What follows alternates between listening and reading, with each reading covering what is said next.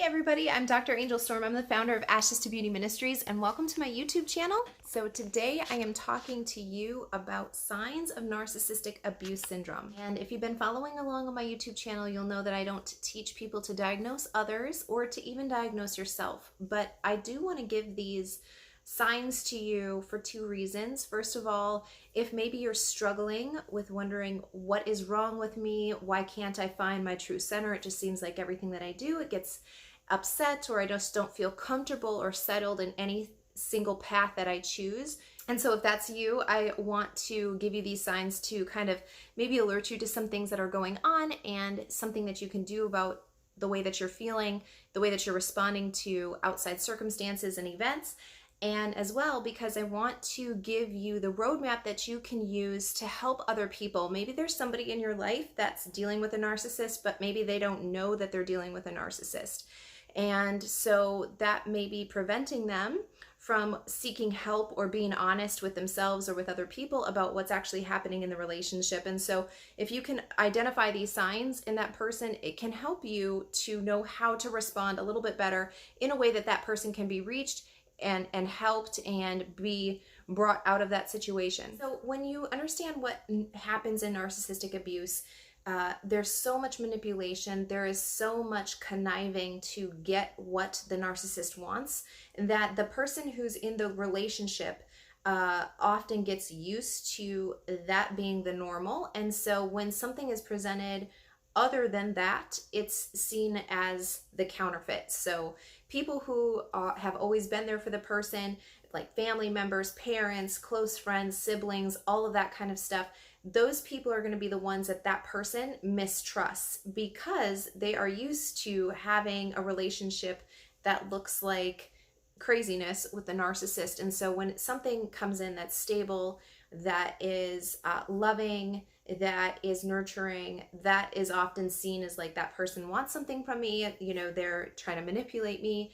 And so that person's sense of what is true, what like their true north, if you will, is messed up. It isn't in correct alignment. And so there's going to be a lot of mistrust between that person and people who have been with them for a long time, even their entire lives. Because of all of the manipulation, because of the gaslighting and other things that can happen when you're in a relationship with a narcissist, a lot of times the person who is suffering from narcissistic abuse syndrome will also have no sense of self-worth. So they won't feel as though they deserve any praise or accolades or any kind of support for their accomplishments. They'll feel worthless and they feel as though they don't deserve it. And that can be either because they've been outright told that, you know, you are worthless, you don't deserve this, you didn't do that, you could have done better, whatever. Or because the environment itself is just emitting that signal, that message to the person. So just the environment that they're in, because of the way that they're treated, even if those words aren't spoken directly to them, the actions of the narcissist, the general feeling of the environment that they're living in is relaying that message to that person. And so it can be very uncomfortable for them to receive any type of praise, to have somebody compliment them, to have somebody say, you know, you can do this or that, or to encourage them in any way, shape, or form. They're not going to feel like they can actually receive that because they're just so used to something else. And again, this is because their brains, their bodies, and everything about them, their spirit and their soul is tuned into hearing a counterfeit message that isn't the truth. And that counterfeit message is so strong and it's been so permeated into all of their being that that is the one that they hear. So they cannot receive the truth, and they can't even accept sometimes that this is the truth, right? That you are loved, that you are valued, that you have purpose, that you can do anything that you set your mind to, all of those kinds of things, that the person who's suffering from narcissistic abuse syndrome won't be able to receive that. Another sign is that you significantly doubt your ability to make your own decisions. And this is something that is quite common that I experience when people are coming to me who would like to do one-on-one coaching or whatever, and they can't make up their mind about what tier to enroll in or what route to go in through their recovery. And this is because they innately distrust themselves. They believe that they cannot make correct decisions, that they don't know what's best for their lives, that they can't actually decide about anything that's remotely important, let alone making any type of decision. And so this is obviously a significant issue, and that'll often be my response, actually, is that, you need to practice making your own decisions. You need to trust yourself in making this decision, and whichever one you make is the right one for you. And also being reminded that decisions aren't all of the time permanent. There are very few times in our lives where we are making actual life-changing decisions. So stewarding and using the small decisions that we face every single day to help us grow in our trust of ourselves and knowing what's best for us and knowing how to make decisions that support our, not only our present moment, but our future as well, that will help us be prepared for those decisions that are ultimately life-changing, that once you make this decision, you can never come back from it. But there are very few of those times in our lives where we are making those types of decisions. And so if you pick the wrong tier of what kind of life coaching to do, you can undo that decision. That's a decision that you can come back from. And same thing with like choosing what to eat for lunch. You can come back from that decision. Tomorrow you're going to eat lunch and you can make that decision again. But it's these little decisions that you'll find people who are suffering from narcissistic abuse syndrome feel very inadequate in making. They don't trust what they're deciding. They prefer somebody else to just do everything for them. And again, this is because of the habitual reinforcement that the narcissist has given them, that they can't do it, that the narcissist has to make decisions for them because they're unable to do so. They're incapable of making decisions for their own life. And they have really started to embody and to believe those lies. And if this is sounding like maybe something that you're struggling with, I would really recommend to you to just start making your little decisions, and making decisions for yourself. Pick a place to go eat at, pick the thing that you're going to eat when you get there, pick the location that you're going to meet up with a friend at. Although there's no harm in allowing somebody else to make those decisions for you, stop giving up your power. Take authority over those small things, and when those bigger issues come up, you're going to have the trust and the confidence in yourself and your abilities and your decision-making capabilities so that you will be confident making those larger decisions as well. A lot of this is practice. You have to retrain your brain. Again, I've talked a lot about trauma bonding, how to completely separate yourself from that trauma bond in your body, soul, and spirit, because if you're only addressing one of those dimensions, you're still leaving that bond connected in the other ones, and it's going to find its way back into the other realms that are not disconnected from it. Learning to become confident in yourself, learning to truly value yourself, enjoy yourself, wanting to spend time with yourself, enjoying the things that you do for yourself, the decisions that you make for yourself. This is all stuff that goes into breaking the trauma bond. You have to literally rewire your brain to think a different way. And you can only do that by making different choices, by choosing to think different thoughts and choosing a different route, even when it feels so unnatural and so uncomfortable to you. And I'm going to do a whole video about how to start that process and why you should lean into that uncomfortable feeling. That's for another day. Let me get back to this list. You'll also find that people with narcissistic abuse syndrome obsess over their mistakes. It could be the smallest mistake and they will just feel like it was the end of the world. And this can be something as little as they forgot that, there was construction on a certain street, and so they had taken a certain route, and then they were delayed because that road was closed because of the construction or whatever. And people who are healthy would just think, well, okay, I learned my lesson, I'm delayed 5 minutes from work or whatever, picking up the kids, and next time I will definitely remember that this road is closed from now on. But not people with narcissistic abuse syndrome. It's very difficult for them to come back from that. They feel as though they've wasted resources, they've wasted energy. They keep believing and repeating the lie to themselves that they can't do anything right, that they can't be trusted to make decisions, that all of their decisions always end up badly. The cycle continues, that those thoughts grow stronger every time you think them. And so that's another telltale sign that you're dealing with narcissistic abuse syndrome. And the final things that I want to talk about when it comes to narcissistic abuse syndrome today is that you will find they really idealize the narcissist. So they'll defend the narcissist, they make excuses for the narcissist behavior, they don't want other people to talk badly about the narcissist, they think that people misunderstand the narcissist, they are the defender of the narcissist. And again, this is both because the narcissist has trained them to do that, and second of all, because there's a real trauma bond there. This is a real a feeling. It's not even just a feeling. This is a real structure, a structural component that's happening in the brain. So this person truly believes what they are saying is that, you don't understand, and this is you've misunderstood everything that is happening here, and the narcissist really isn't that way, and they make excuses for the behavior, the pattern of behavior, why they're putting up with it, what they're doing about it. All of the topics seem to be about how to make the narcissist happy,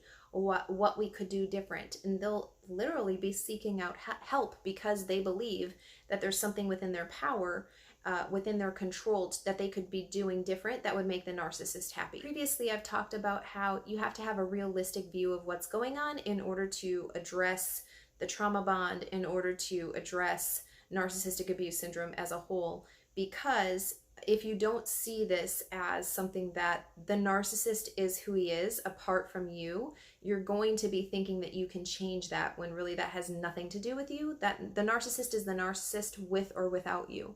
His behavior is going to be destructive with or without you. And it might appear that there are certain people that he's not destructive with, right? That they don't seem to get the same treatment from him. But you have to understand that no matter what type of relationship the narcissist is in, it's always an unhealthy one. It's always self-serving for the narcissist. It's never a two-way, true, connected relationship. And their abuse might just look different than yours. And what you're seeing of that relationship is only a fraction, just as how your relationship with the narcissist is only a fraction of what people see on the outside versus what you're actually living on the inside of your home and in that secluded space with the narcissist. So there's a lot of different things that are happening there, but if you don't have the eyes to see the fact that the narcissist is who he is, regardless of what you do, what you said, any other things that could happen that are within your control, the narcissist is still going to be the narcissist. So narcissistic abuse syndrome is significant, not just in its own right. These are structures that are happening within our brains that we need to rewire completely, that we need to renew our mind and think in a different way and make decisions and behaviors in a different way that align with new thoughts and new goals. But also, narcissistic abuse syndrome often goes with PTSD or CPTSD, and that is another layer of what comes along with narcissistic abuse, which is that there's often flashbacks and nightmares.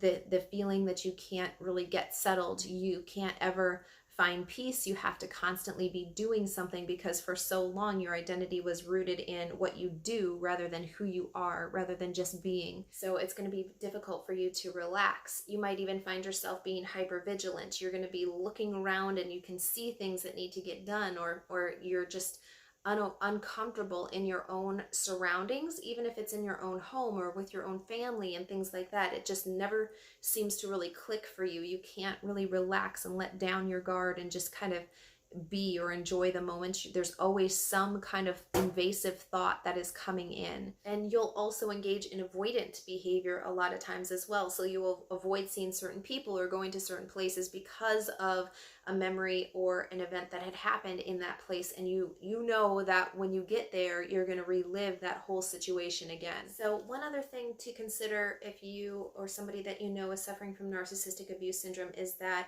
codependency is a likelihood to be experienced. So oftentimes people are looking for another person to replace the narcissist when they are leaving, or if they have just left the narcissist, they are looking for another person to take that place. And lots of times when you're seeking a therapist, or if you decide to go the life coaching route, when you're looking for somebody, you actually want somebody there to tell you what to do. You want somebody who can give you the answers, if you will, like somebody who can actually direct your life. And that's not the job of another person ever. The job of the therapist, the job of a life coach, the job of a friend or a parent is to instruct you, is to remind you of who you truly are, allow you to discover that for yourself, allow you to reconnect with that truth, and then to help you, support you on whatever path that you go down when you come to the realization that that is the truth, and however you walk out that truth in your purpose in life. That's the goal of a life coach. That's the goal of a therapist. And if there's clinical issues and things like that, of course, the therapist is able to help you explore those things. But still, nonetheless, nobody is there to take over. And because you think that the role the narcissist played in your life was the norm, you're used to that norm, when somebody doesn't want to do that, you take it as rejection. And that is very common as well. It's like, no, I'm not going to fill that role. And instead of looking at it as like a healthy thing, somebody who respects boundaries, somebody who knows that it's not okay to take control over another person's life, the person with narcissistic abuse syndrome or CPTSD is going to view that as, that person's rejecting me, they don't want to help me, you know, I can't find help anywhere, I'll never find help, I've tried before, it's always failed. And this just has to do with the perspective that you're taking on the situation. It's due to the nonstop abuse that healthy behavior looks toxic, because you've only been accustomed to toxicity. When you're breathing in something that's healthy, you feel like that thing is the toxic thing. I have another video that I did on narcissism and memories and why journaling is so important and can really help you not only heal from everything that you've gone through, but it can give you a true account of what you've gone through. Because sometimes you'll start to question and doubt your own self. You know, again, you don't trust your decisions, you can't make decisions, you believe the lies that the narcissist has spoken over you, or that the atmosphere that you have been living in was supporting. And you need to be able to journal and go back and say, this is truly what happened. And while you're reviewing the journals, you'll probably see that your intuition was talking to you the entire time. You were hearing, this isn't right, no, that can't be true, I need to get out, I need to get help. You've been having red flag signs the entire way, which should just further prove to you that actually you can be trusted. What you need to do is act upon those feelings of intuition, of knowing, this is not okay for me, this is unhealthy, this is toxic, and knowing the difference between what is tolerable for you and for other people could be different, and that's okay. And you need to be able to say, this might be okay to the rest of the world, but for me, it's not. I'm going to respect myself by setting this as a boundary, and this is going to be something that the people in my life are going to respect. And I'm going to attract people who are willing to respect that boundary, and I'm willing to say goodbye to those who are not willing to accept that boundary and to respect it. And so the more that you go through your journals and review the deeper things, not just simply reliving the memory of however you experienced narcissistic abuse in that moment, like with your journals, but looking back into the deeper things of, how was I actually feeling? What was my first reaction to this? How come I didn't pay attention to that little voice that was telling me I should not do this, or I should do this? When you can go back through and really connect to those deeper parts, it's going to set you up for a better future and way moving forward. And one last thought that I want to quickly say here is that if you aren't suffering from narcissistic abuse syndrome, but you maybe are saying like, okay, my friend's behavior is making a lot more sense now.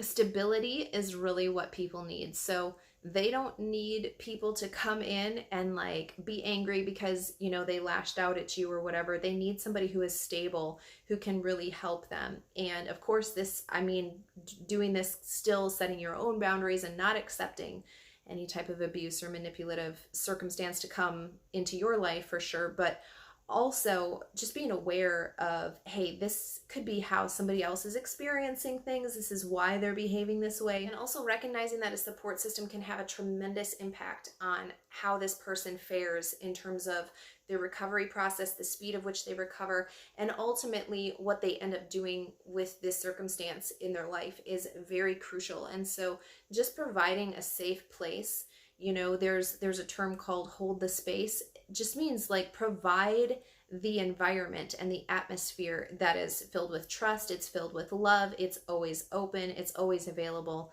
it's a constant and a steady. There isn't any hidden agenda there. You're not trying to make the person talk to you because you need to be the savior. You don't need to be that.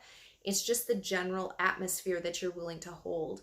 It can sometimes feel uncomfortable because there can be tension there. So you might have to hold the silence and keep quiet when it would be more comfortable to fill up that space with words or reasons or whatever. But sometimes what you just need to do is to just be quiet and allow that atmosphere to do the work. Because in that quiet place, a lot of times there's deep healing. First of all, somebody that's willing to sit with them in uncomfortable tension, that alone can be healing. Second of all, it allows the person, again, this is all about allowing this person to come back into their true center, find their true north once again, and get back in alignment with how they were created to live. And so they need to discover that for themselves. You can lead them, you can guide them, but you can't force open those doors in their mind. They have to actually choose to step in there. But that space that you create can allow them the opportunity that they wouldn't have had otherwise to really sit down and explore the deeper things that are hidden there, the falsities that they've come into agreement with. And it can give them the space to recognize the fact that no, there's not only are these things not true, there's a deeper truth, and I'm connecting to it right now. I see right now that there is somebody who is willing to come with me, who's really a true friend, who's willing to sit with me in this space, who's willing to work with me through these issues, even though I'm not perfect. And this is probably a huge pain to them. They're still willing to do it. And that space is really super important for healing to take place. And so if you're capable of doing that, if you know somebody who is suffering from narcissistic abuse syndrome, being that space holder, creating that atmosphere with you. When you go to meet that person, be intentional about creating that space where hard things are allowed to come up, where uncomfortable feelings can just exist, and we don't have to try to ignore them, push them, shove them aside. We can just allow them to work themselves out in that space.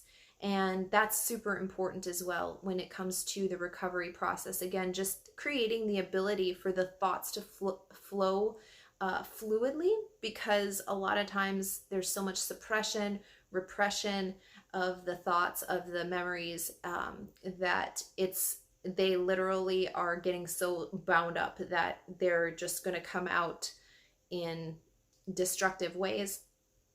But this space is a way that they can be released without experiencing any of those negative side effects. So if you're able to do that for your friend, or for somebody that you know who may be suffering from narcissistic abuse syndrome, from PTSD, from CPTSD, creating that space it's so helpful for healing the emotional part of what has happened, the mental part, the soulish realm. Create that place and create that space to allow those things to exit that person and to dissipate.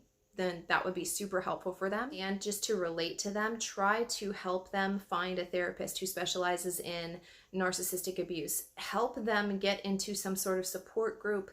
Help them, get outside of themselves. Looks like for them, but to connect to truth. So if they need to completely rediscover themselves, just including them in different activities and encouraging them to get out of their own mind and to step outside into a different environment, that can be huge in just allowing shifts to take place internally. So all of that can be super helpful for your friend, or for somebody that you may know who's suffering from narcissistic abuse syndrome. If somebody is suffering from PTSD, please get them help. Please don't just assume that that's going to go away. That is not going to go away unless it's addressed. So maybe do some research about what resources are available in your area, different programs, review testimonials, and present the person with a couple of options. You don't need to bring them 20, maybe 3, that they can pick from. So don't overwhelm them, but still show like, hey, I did some due diligence in this matter, and these ones are the ones that had the best reviews, or ones that I felt like would resonate with you the best. However it ends up working out, but make sure that you do something tangible, because that is really what shows I'm invested. I've invested my time and effort and energy into not only researching, but to meeting with you, to sharing this with you. And it's really of utmost importance to me that you get this help that I really know that you need. And I know that there's help for you out there. You don't have to live this way forever, and just kind of putting them on the right path. So thanks so much for tuning into this video. And if you haven't already, be sure to subscribe to my channel below and turn on the bell so that you get notified whenever I upload a new video to this channel.